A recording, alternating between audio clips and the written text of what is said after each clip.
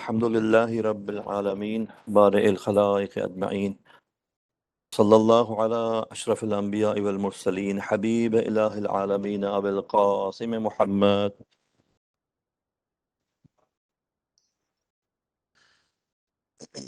وعلى أهل بيته الطيبين الطاهرين المعصومين المظلومين الذين أذهب الله عنهم الرجس وطهرهم تطهيرا.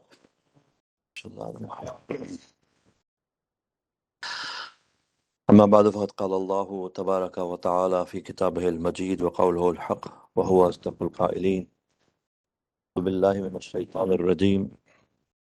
بسم الله الرحمن الرحيم.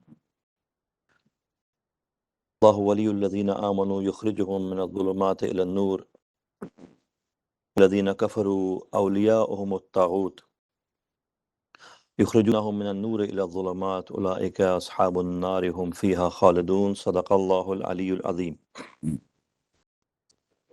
Loud salawat please. Muhammad wa alam. As I mentioned yesterday, you have to bear the responsibility of 2-3 times more than you in numbers of salawat, So you have Sallallahu Muhammad wa alam. Because you came early, so you get the more sawab, reading more salawat, right? So louder salawat, please. Nah, Muhammad and wa. Praise be to Allah subhanahu wa ta'ala. And we express our humility and, basically we are nothing. We are in the service of Ahlul Bayt. We have nothing to offer. We have nothing to give. We are here basically to try to align ourselves with Ahlul Bayt. Try to humble ourselves. Try to seek some of the benefits of this time of Ashura and Karbala and Muharram. We are here to understand the sorrow and grief and pain of Abi Abdullah and his family. Muharram is a time of sorrow and grief. There's no other time in history. Our year starts with mourning, with celebration. When the moon of Muharram is sighted, tears come to eyes on their own. Because the shirt stained in blood, torn of Imam Hussein is hung on the throne of Allah subhanahu wa ta'ala when Muharram starts. And the whole universe turns into tears.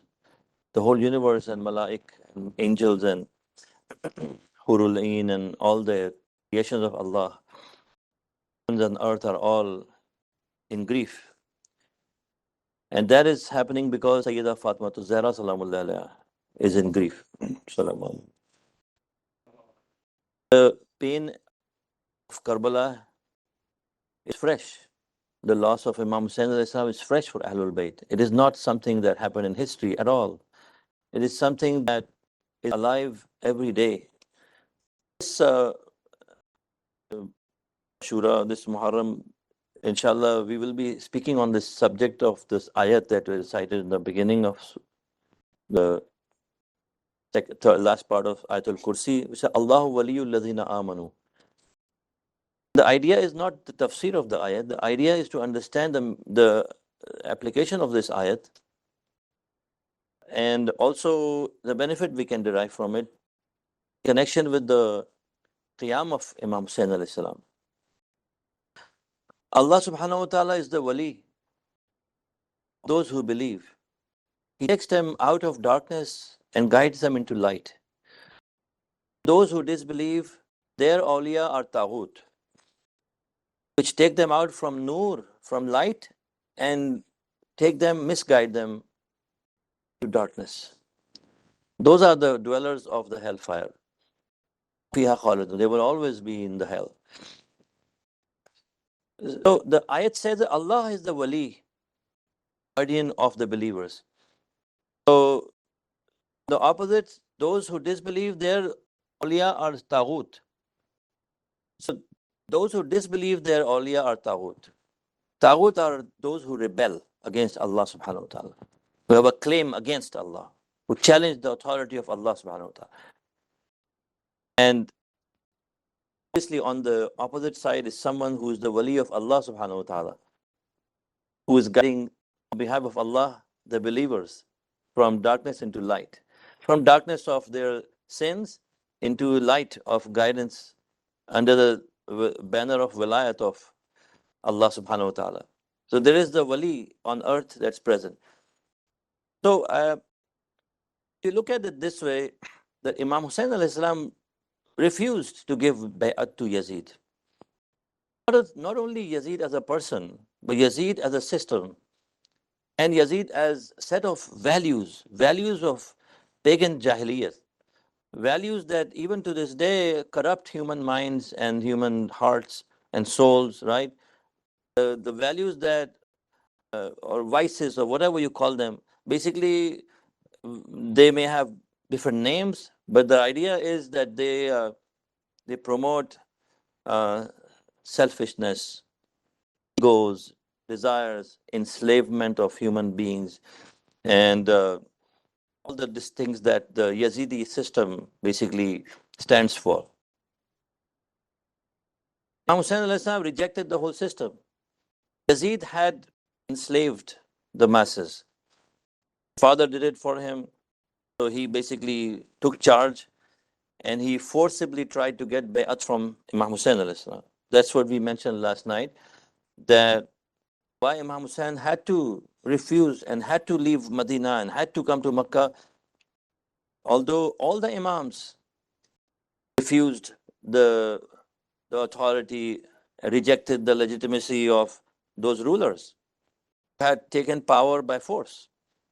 They created a dynasty. So Bani Umayyah was a dynasty, Bani Abbas were dynasties that ruled the Muslim lands. And if you look at history, people, unfortunately, human beings have been ruled by kings, despots, and tyrants all over history. And people are so used to having some powerful people sitting on top and basically forcing them to obey, that human beings started thinking that they have some kind of divine right to rule over us. So and so families, for example, because they have the influence and they have the power, we don't have the power, so we should accept them as our kings and our rulers. But the problem is they are not individuals ruling over people. They are a system of values, of jahiliyyat, of ignorance, that basically corrupt people, their lives, their families, their values, and their basically the system. There's no justice in the society anymore. No one can consider himself equal to the kings. The masses basically are second class or third class, and the rulers are first class citizens. The Holy Prophet of Islam, sallallahu alaihi wasallam, he destroyed the kind of class system in Arabia. He said there's no difference between Arabs and non-Arabs. No difference between blacks and whites. There's no difference between any Qurashi or non-Qurashi except with taqwa. That was the only thing. He said that to them. People didn't really internalize it. It didn't register properly. It didn't really digest it properly. So he continued this till the end of his life, on very small, in many very small incidents to the biggest things that you can think of.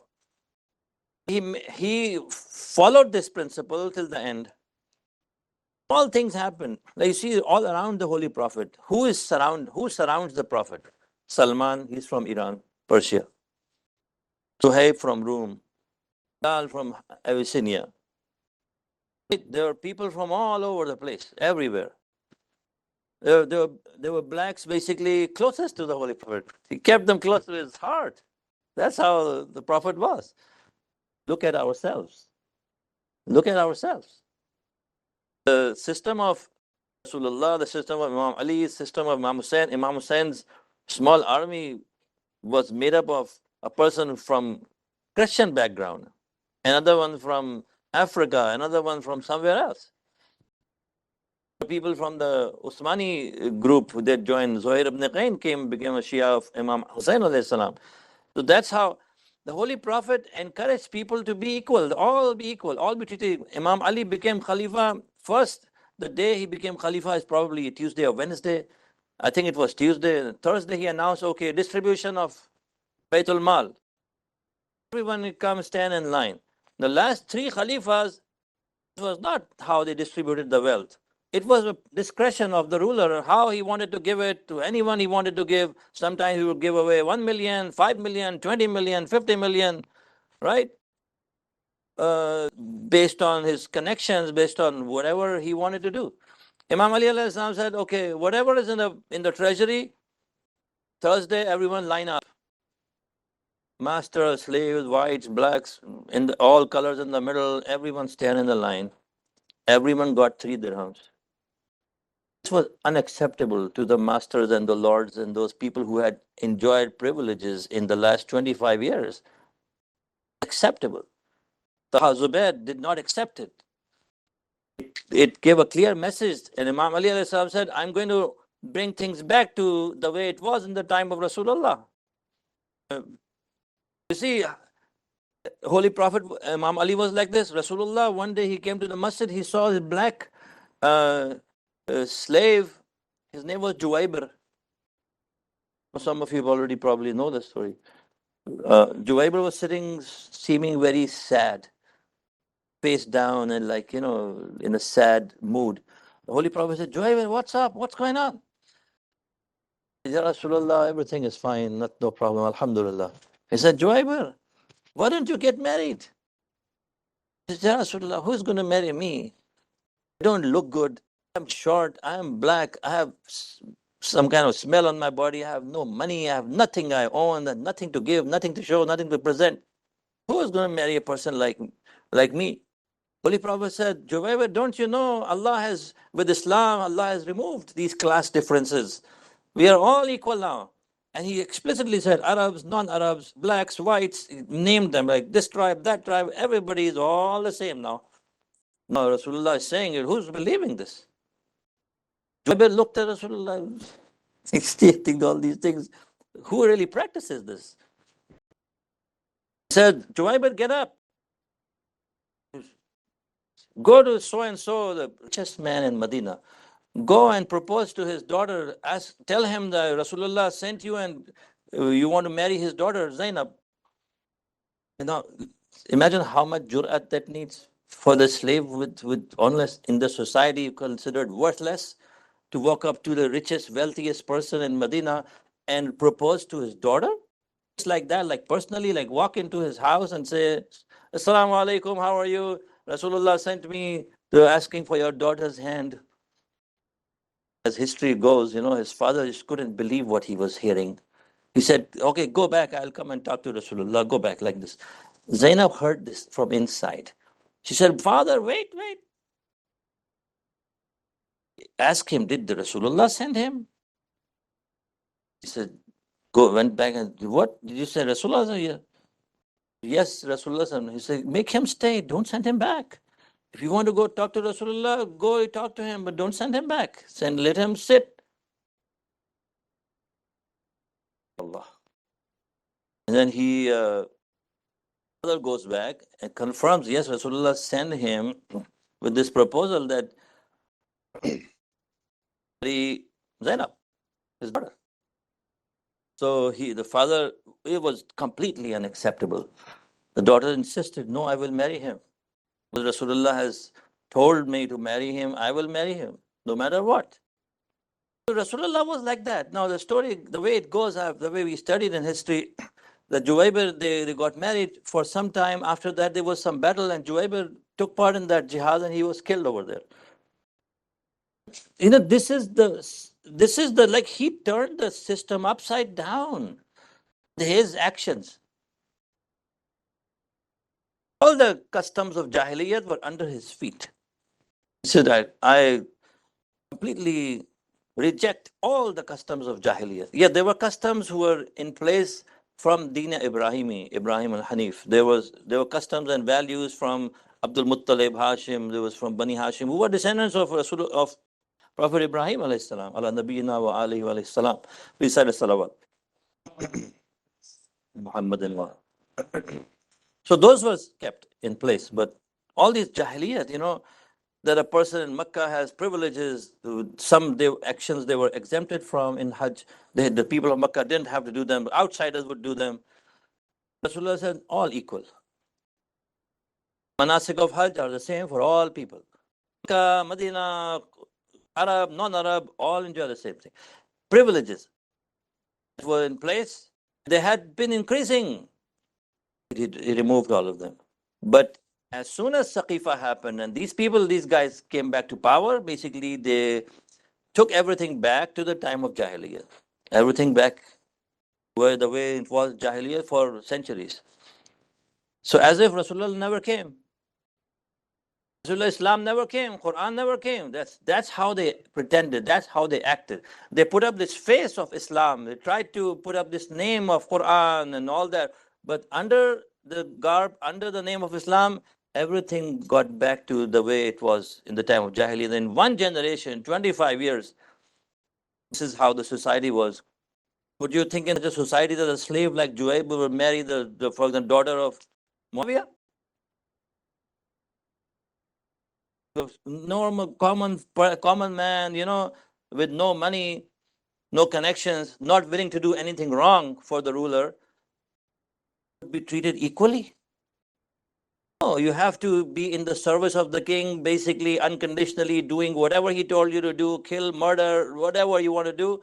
Yes, you will be given privileges. Become like a slave. In a Yazidi system, Sufyani system, human beings don't have a conscience that would work, a practical conscience, a conscience that they would listen to. Everyone has a conscience. People don't listen to their conscience in a Yazidi system. And the moment Imam Ali alayhi salam came to power, he tried to bring back the time of Holy Prophet. People remembered, you see, so that's why when people came and did bay'at to Mawla Amir al-Mu'mineen Ali ibn Abi Talib alayhi salatu wasalam, Allahumma salli ala Muhammad wa. We'll quote from Tariq Yaqubi, okay? The bay'at ceremony happened and people came and gave bay'at to Imam Ali. Right? So people stood up and started giving short speeches in support of Mawla Ali alayhi salam. One of those people was Thabit ibn Qais al-Ansari. He said in Tariq Yaqubi, okay? Volume 2.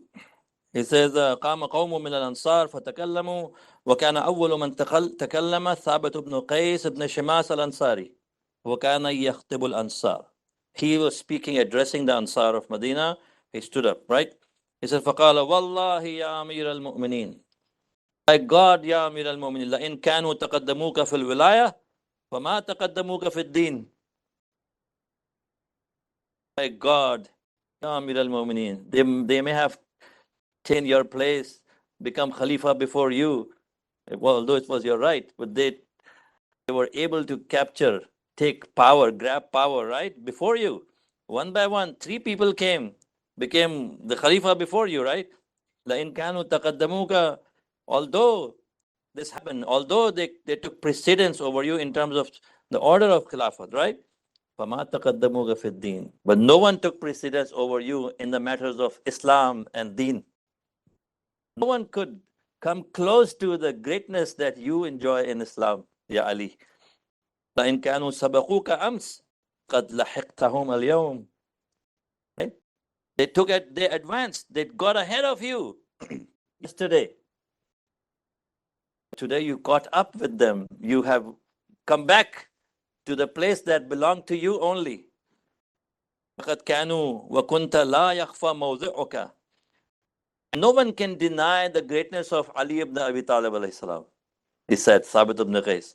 وَلَا يَجْهَلُ مَكَانَكَ. No one can claim ignorance of how great of a person you are, O Ali. يَحْتَاجُونَ إِلَيْكَ فِيمَا لَا يَعْلَمُونَ. They need you in everything that they don't know about. They are ignorant. Need you always. All human beings need Ali alayhi salam. Especially in that time. Those who assumed power usurped. power, right, stole your Khilafat from you, O Ali.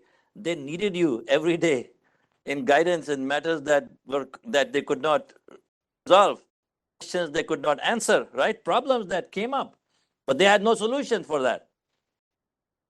But as for you, وَمَا احْتَجْتَ إِلَى أَحَدٍ مَعَ but you never needed anyone's help.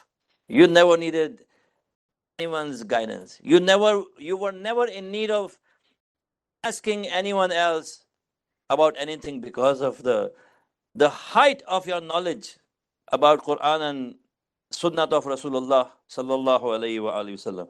Allahumma salli ala. This is like people acknowledge that uh, after 3 Khalifas ruled, people got fed up. How much corruption. Imam Ali alayhi salam's government showed how human beings should be raised, how a human being, should be groomed, educated, tarbiyat, how masses have to be educated, how individuals have to be educated, the issue of islah, issue of tarbiyat. Imam Hussain alayhi salam leaving Madinah said, kharajtu li talab, innama kharajtu li talab al-islah. Ummat jaddi wa abi wa akhi. Uridu an amura bil ma'ruf. Anha bil munkar wa asira bi sirat jaddi wa abi wa akhi. Yeah? So islah and tarbiyat was the aim and goal of Imam Hussain alayhi salam, right? And what was the goal of Yazid? It was not tarbiyat. Basically, fear conditioning of people. This is a term in psychology, fear conditioning. When children, for example, grow up in a family with this fear, right? Fear conditioning. They can't think for themselves. Don't feel they have the self-worth that they can think for themselves, decide for themselves. They lose their self-esteem, their self-worth. They have a slave mentality. They cannot feel responsibility for doing anything unless they are told forcibly, forced to do something. This is the mind of a slave, right? A slave has no loyalty to anyone. Whoever purchases the slave has authority over the slave. The slave doesn't have a sense of right and wrong. He does what the master tells him. For example, in the slave market, they used to sell slaves, right? Somebody would have a bid. Okay, I bid him for example, buy him for 20,000. Okay, this is your slave. Now the slave doesn't get to choose what's right and what's wrong. The master says, okay, go stand there. You're going to go stand there. Sit down. Masses are treated by Yazid and Abu Sufyan as slaves are treated by masters. That's how Karbala happens when a whole city of Kufa marches to kill Imam Hussain alayhi salatu wasalam. Who is Imam Hussain? He's the grandson of Rasulullah. His father was the Amir al-Mu'minin in the city of Kufa. Every member, every household of Kufa has seen Ali. Has every woman of Medina knows Zainab al-Kubra. Every household in the city of Kufa is aware of the difference between Ali ibn Abi Talib and Ubaidullah ibn Ziyad, for example. Ali ibn Abi Talib and Muawiyah ibn Abu Sufyan. Everybody knows. The whole idea was Imam Ali was always trying to make people think for themselves. So he did not accept any conditions for becoming Khalifa. They're saying, okay, why don't you accept Sirah Shaykhain? He said, no, there's no way. I will follow Quran, I will follow Rasulullah and follow my own judgment, my aql. Obviously, he is like Rasulullah himself. He's the nafs of Muhammad sallallahu alayhi wa sallam. Allahumma salli ala Muhammad wa. Right? Ayat Mubahala, if you read Ayat Mubahala, wa anfusana, anfusakum. In the incident of Mubahala, inshallah, we'll discuss that sometime. Well, the Christian delegation came from Najran. They started arguing with Holy Prophet. Who was the father of Isa? Holy Prophet became silent. The ayat came. The Holy Prophet said, Inna mathala Isa indallah ka mathali Adam. Khalaqahu min turab. Isa was created first of all. His example is like Adam. Adam did not have a father or mother. So Isa did not have a father. Adam didn't have a mother even. قَالَ لَهُ كُن فَيَكُونَ. Allah said, kun, be, and he became. Right? So Isa was like that. Basically meaning to say that if you are saying that Isa is the son of God, what about Adam, who didn't even have a mother? You should accept Adam as the son of God also. But they did not accept this strong and powerful knowledge-based argument. They did not accept it. They said, no, we are not satisfied. They wanted to walk away. There was no internet of those times. There was no media. There was nothing. Nobody was reporting that say, okay, this dialogue happened. They said this. Rasulullah said this. No, they would have walked away and gone back to their people and said, well, we came and talked to this guy, Na'uzubillah, Muhammad, and we were not satisfied. Nobody would know what happened, who said what. They say, oh, our masters, bishops, whatever, pastors, they say that they were not satisfied, which means that we are right, they are wrong. But Rasulullah instead didn't let them go. Invited them to Mubahala, to come and let's invoke the curse of Allah upon the liars. Next day they came forward. Rasulullah came with Imam Ali, Hazrat Fatima Zahra Salamullah alayha, and Hassan and Hussein alayhi salatu wassalam. And the ayah said, فَقُلْ تَعَالَوْا نَدْعُوا أَبْنَاءَنَا وَأَبْنَاءَكُمْ وَنِسَاءَنَا وَنِسَاءَكُمْ وَأَنفُسَنَا أَنفُسَكُمْ.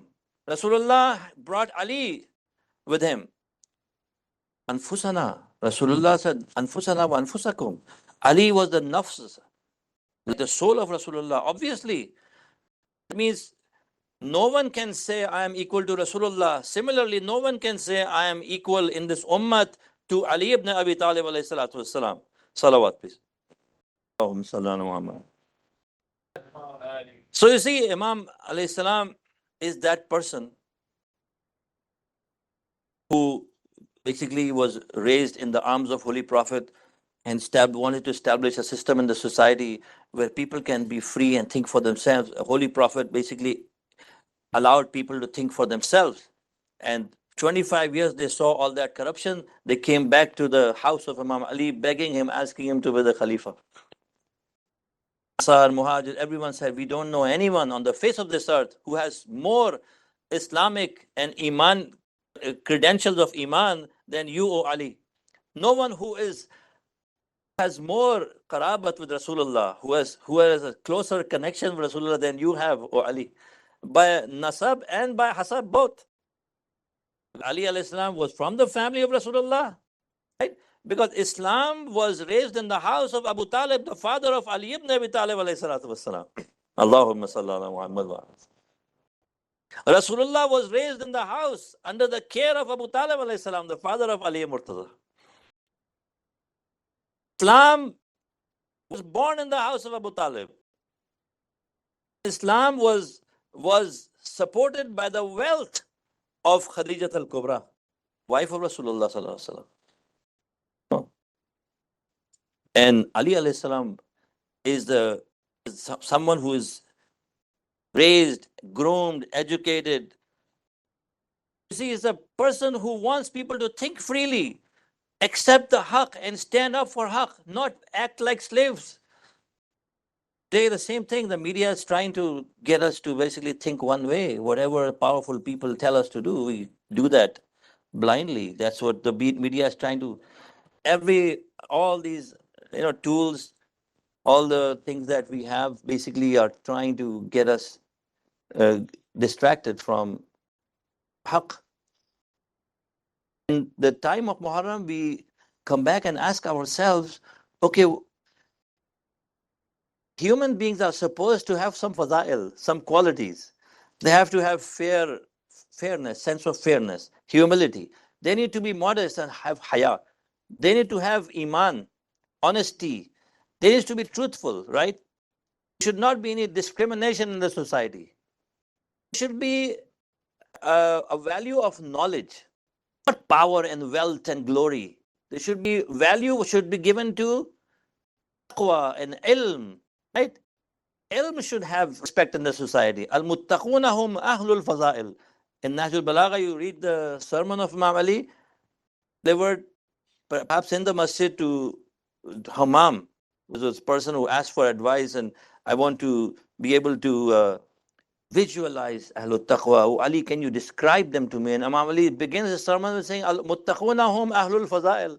In a society based on Iman and faith, the people who are pious have distinction over other people.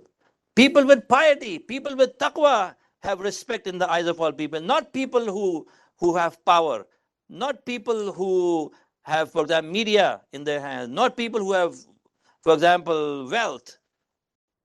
What is happening in the society today? It's totally opposite. And this was the case of Yazid ibn Muawiyah, alayhima, that they basically set up a society where they openly violated Islamic principles, right? And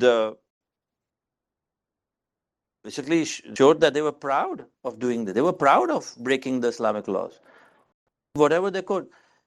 Imam alayhi salam, he, the history we find Hazrat Zakaria, he, if you visit Sham, the court of Yazid Masjid Umayyah has this place where they kept the head of Imam Hussein alayhi salam. And the same is the place where John the Baptist, Hazrat Yahya, his head was also placed right there, probably buried there. He is son of Zakaria. Zakaria was in the mihrab of Ibadat, and Jibreel brought him names of Panjtan, Al-Kisa.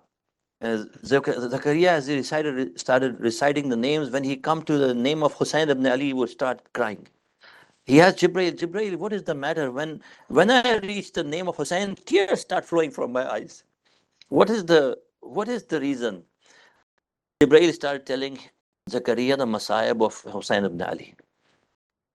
And so when he heard what will happen to Hussein, the son of Holy Prophet and Ali, said, "Oh Jibreel, I want to make a prayer to Allah subhanahu wa ta'ala."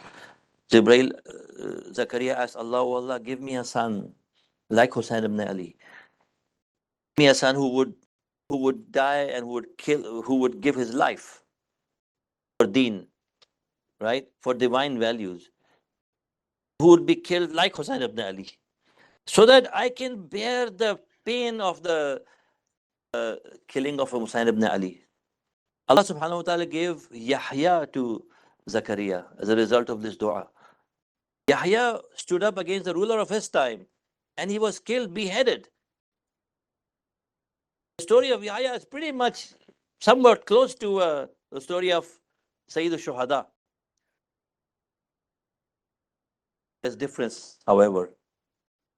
We don't read in any history that Yahya's family was taken prisoners. We don't read in history that anything happened to the children of Yahya alayhi salam. If you look at the history of Sayyid al-Shuhada, Imam Hussein alayhi salam was killed and he was worried about his family. He was killed, he was worried about his 4-year-old daughter. We call Sakina or Ruqayya. She was in the camp, present in Karbala. Imam Hussein alayhi salam knew that his family is not safe. Never has it happened in history. In the Battle of Badr, Muslims were 313, I think, in history is recorded. They were outnumbered by the Quraysh. But although they were small in numbers, they had no weapons, they had nothing, but they were given the glad tidings, basharat, by Holy Prophet. If you remain steadfast and in the fight of Allah, you fight in the way of Allah, Allah will give you victory. They did not have to worry about their families. Their families were safe. And they had basharat of victory as well. Those who will kill will obviously go to Jannah. The ashab of Sayyid al-Shuhada in Karbala, their families were not safe. And they were given the news that you will be shaheed. There is no chance of victory. That's where you see the faza'il, the human virtues, being presented in the camp of Imam Hussein alayhi salam. When Imam Hussein asked for the night, read Quran and do dua and ibadat of Allah subhanahu wa ta'ala. Imam Hussein alayhi salam leaving behind his family. It is narrated that some reciter, Zakir of Sayyid al-Shuhada. It was night like tonight. He was going to read his majlis, and he had a 4-year-old daughter at home. The father was about to leave, and the daughter asked, "Father, where are you going?" He said, "I have to read a majlis." He said, "What is this for?" He said, "This is for Ruqayya." He said, "Who is Ruqayya?" He said, "She was the daughter of Hussein ibn Ali." "How old was she?" He said, "She was 4 years old, like you." "So what happened to her?" He said, "Ruqayya lost her father, and she was running in the desert. Her feet were injured. She was taken prisoner. His daughter started crying for Ruqayya. Ruqayya, Sakina, the daughter of Imam Hussain alayhi salam, she cried, but she was not allowed to cry for her father. When Imam Hussain alayhi salam was killed, Sakina tried to come close to her father's body. She could not find him. Because when they killed Imam Hussain alayhi salam, what they did to Imam Hussein's body, Sakina came out. And she looked around, she was crying, Ya Abate, Ya Abata, until she heard the voice from a corner saying, Ilayya, Ilayya. Come here, come this way. Sakina was found at the body of her father, crying because she used to sleep on his chest. When many days passed and Sakina was taken a prisoner all the way to Sham when she was in the prison, you cannot imagine the suffering of this daughter of Imam Hussain alayhi salam in that prison. She was crying one night. She saw in her dream her father coming to see her. She had many questions to ask her father, but she woke up. She woke up crying. Her voice of crying, her tears could be heard in the palace. And Yazid woke up and said, "Who is crying?" He said, "This daughter of Hussein in the camp, in the prison, she is crying." Yazid said, "What does she want?" "She is missing her father." He said, "Why don't you take her father to her?" They put Imam Hussein's head in a tray and brought him to Sakina. She did not know what was. It was the head was covered. When she uncovered, and she saw her father, it was not only that her father's head was there, but the head had been hurt. Imam Hussein's lip had been torn. Imam Hussein's head, his hair had caught fire. Imam Hussein's face had been injured. So Ruqayya raised her voice, "Oh father, who has done this to you? Who has made me an orphan in this age? Oh, Father, let me tell you what happened to me all this way. These people who call themselves Muslims have made me a prisoner and have made me suffer so much all this way. Oh, Father, take me with you." Imam Hussain and Sakina fell on her father's face, and she could not rise up from there.